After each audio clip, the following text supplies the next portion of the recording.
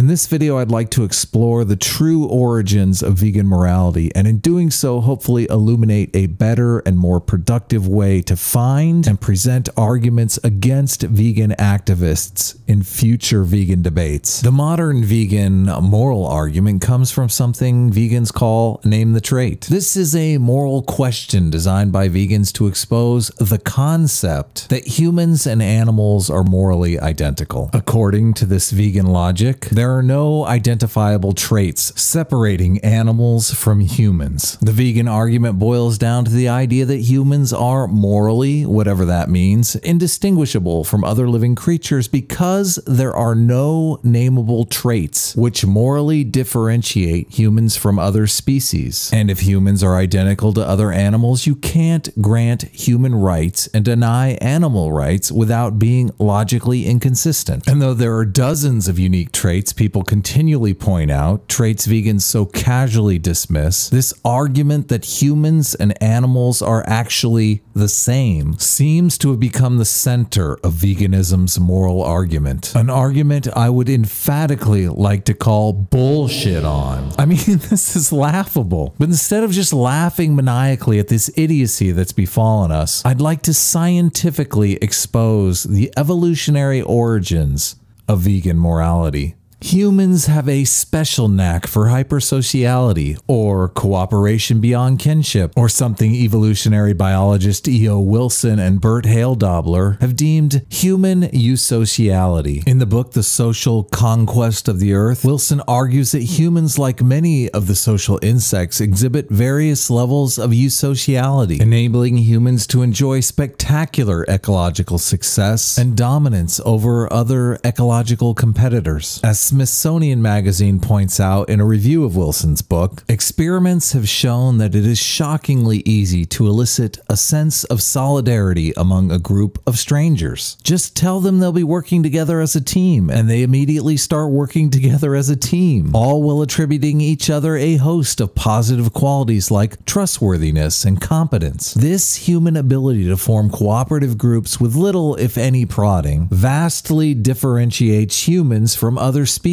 Wilson and others have argued that our hypersociality is a result of evolved moral sentiments, also known as moral intuitions or moral emotions. These moral sentiments have evolved over generations, and with current research can be broadly broken down into 6 major categories. All of our contentious issues, from abortion to immigration to Second Amendment gun rights, as well as our individual distribution across the left-right political spectrum, can be understood as a result of our prioritization of these essential moral intuitions. In the case of veganism, there are 2 distinct moral emotions in conflict with one another, forcing participants in this great ethical debate to opposing sides. Vegans fall on the side of caring for animals, while their opponents favor personal liberty for themselves and their fellow humans over the vegans' desired expansion of animal rights. This intuition vegans have to protect cute, cuddly animals evolved as a biological mechanism, motivating humans to care for other cute, cuddly things like their own offspring. This foundational intuition that we all have to care for our family, friends, and others, moral foundation theorists categorize as the care-harm foundation. This moral foundation is best understood through the research of psychologist John Bowlby and his work with attachment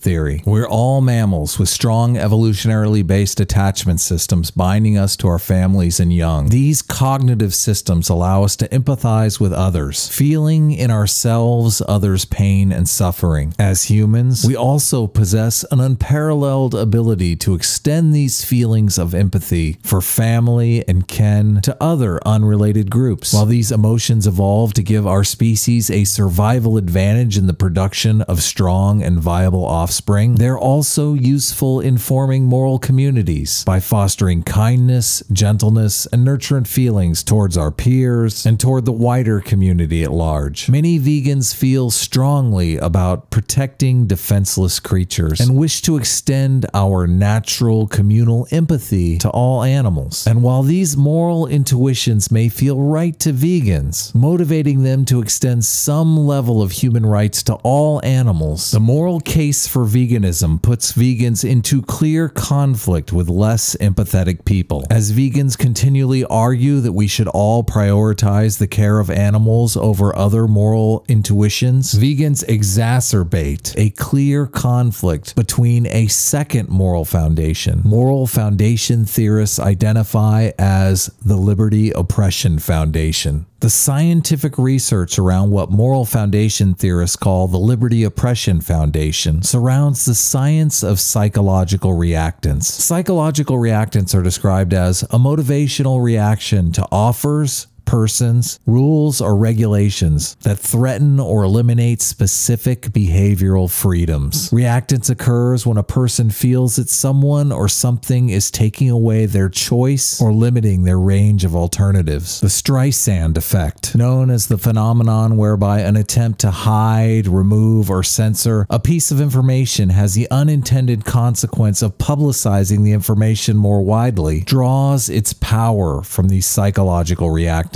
In our social and political spheres, psychological reactants foment feelings of resentment and hatred towards people or organizations who dominate or restrain us. And in the context of moral foundations theory, these negative feelings towards bullies and dominators often motivate people to come together in solidarity to oppose any would-be oppressors. As the work of cultural anthropologist Christopher Bohm points out, these moral sentiments likely evolved during our long history as tribal organisms, constantly engaged in the formation of shifting and beneficial coalitions. These sentiments were further shaped through the development of tools, as weaker individuals could soon band together with weapons and depose any domineering alphas who threatened or even annoyed the community. Today, these moral intuitions are alive and well, alerting communities to any potential loss of freedoms posed by domineering organizations or individuals. In my estimation, this is how most people in opposition to vegan activism perceive the vegan community, a problem the vegans will inevitably need to overcome if they want to move people to their side of this debate. So in summary, morality is complicated. Our ethical systems are an ever-changing balancing act binding us into socially cohesive groups. Vegans seek to upset the current moral balance by advocating broad and expansive animal rights, and in doing so create a persistent conflict between people's clear empathy for others and their unending desire for personal freedom. Though it's difficult to say how this conflict will resolve itself, I feel a better understanding of the moral intuitions motivating both sides can only help. It's my hope that as time moves on and we better understand both ourselves and the biological origins of our ethics, a more peaceful, ethical, and cooperative world is destined to emerge. So what is your take on this conflict? Do you fall on the side of caring for animals, or do you fall on the side of personal freedom? And if you're engaging in these vegan debates, I think it's helpful to know exactly where these motivations come from. I've listened to a few of these vegan debates now through this perspective, and it very much seems like one side is arguing for personal freedom, though they don't tend to say it explicitly, and one side is arguing very much for the care of animals, though they tend to not say it explicitly. I brought this idea into my debate with Ask Yourself, and he was very much against the limiting of personal liberty. Most of these vegan debates are happening on their terms, on their turf, arguing the care-harm side of the equation. If you want to morally dumbfound the vegans the way that they have attempted to do with their name the trait question, it's more helpful to argue on the personal liberty side, since they don't want to limit their personal liberty just as much as we don't. So let me know your thoughts on this in the comments below. If you'd like to help me make more thought-provoking videos that are free for everyone forever, you can support my work on Patreon. I'm currently at $75 a video, which is amazing considering my irregular upload schedule. And as always, I'd like to thank all my loyal patrons for supporting the channel. Rebel Waste, James Taylor, Zany Zander, Sally Ferguson, Julian Dennis, David Bishop, Ozjar, Halifax Shadow, Bearing Gab, Deaf Sound, and Reed Nice Wonder. Without you, this wouldn't be possible. Take care, everyone, and we'll see you in the next video.